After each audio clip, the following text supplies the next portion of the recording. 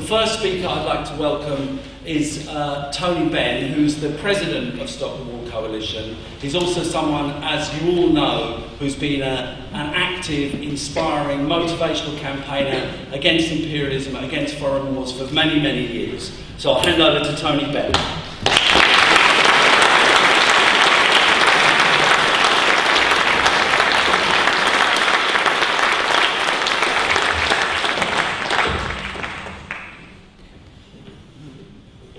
Comrades, the first thing I'd like to do is to welcome you all here and to say that the people who've come to this meeting tonight will be in the leading role in dealing with the war against Iran if it takes place. And as Chris quite properly said, there are many people who would like that to take place. Israel is one of the leading advocates of hostility to Iran.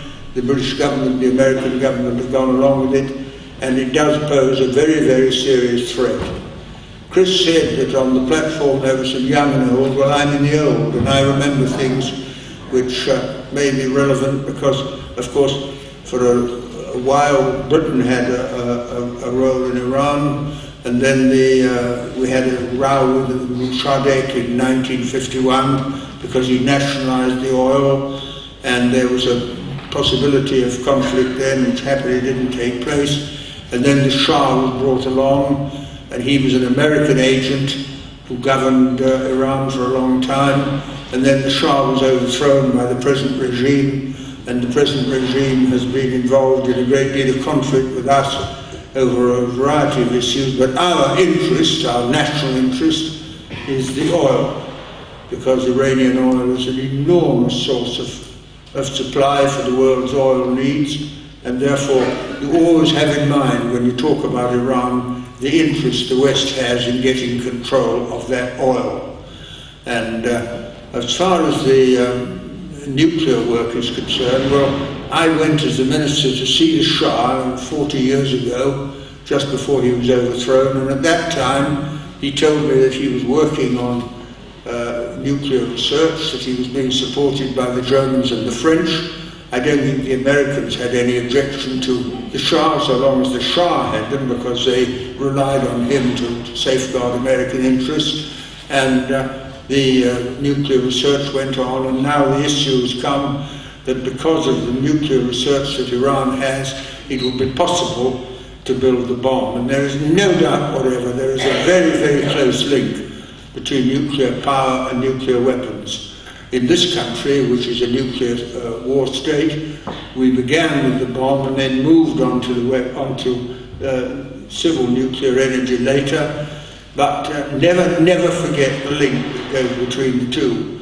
I discovered after I left office, and I was responsible for our nuclear program for some time, our civil program, discovered after I left office that every day that I was there, the plutonium from our civil power stations, as they were decommissioned, was being sent to America for their weapons program. So every British civil nuclear power station was a bomb factory for the Pentagon.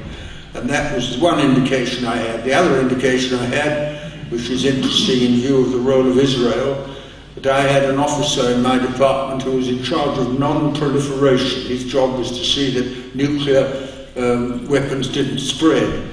And he was working secretly, unknown to me, with the Israeli government, and although he was in charge of non-proliferation, he actually supplied nuclear materials to Israel, and when he resigned from the government, the Israelis gave him a job. And that's how one of the ways that Israel got nuclear weapons. And so that's the situation that we're up against, and Britain has a very key role because of our history. I mean, for example, I don't know how many people here know that we occupied Egypt from 1882 to 1950,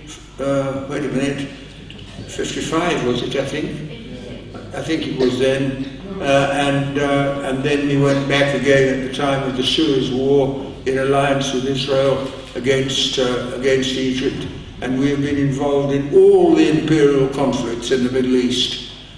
The example of Libya most recently, we intervened in the Libyan civil war, and it was Western bombing that brought about the end of Gaddafi. And that is because it was thought that if we did support the Transitional National Council, then we would have allies when Libya had sorted out its internal difficulties.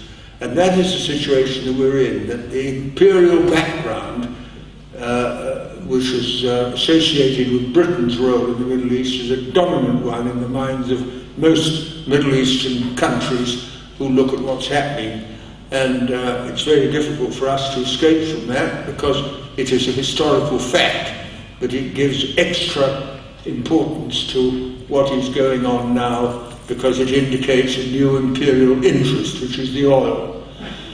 And of course, if, for example, Israel did attack Iran, which is a serious possibility, I hope not with nuclear weapons, but for all I know, with nuclear weapons, it could be the beginning of the Third World War, because the Arab world would rise up against, and not only would Israel be bombed and possibly destroyed, but also the implications of a nuclear exchange between Israel and Iran cannot be overestimated. So that is what we're about.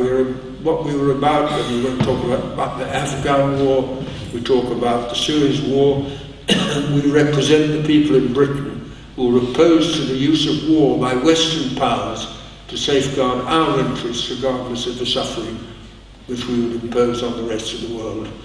I hope it doesn't come to that. It may be that wiser counsels will prevail, maybe some settlement could be reached, but I have no doubt whatever in my mind that the Stop the War Coalition, which has done so much over the last 10 years, will be needed desperately in the immediate period to give propaganda about what's going on, to support the people who are opposed to the war, and indeed to move, I hope, towards a peaceful solution of the Middle East, which is engaged in a very big uprising of a very important character.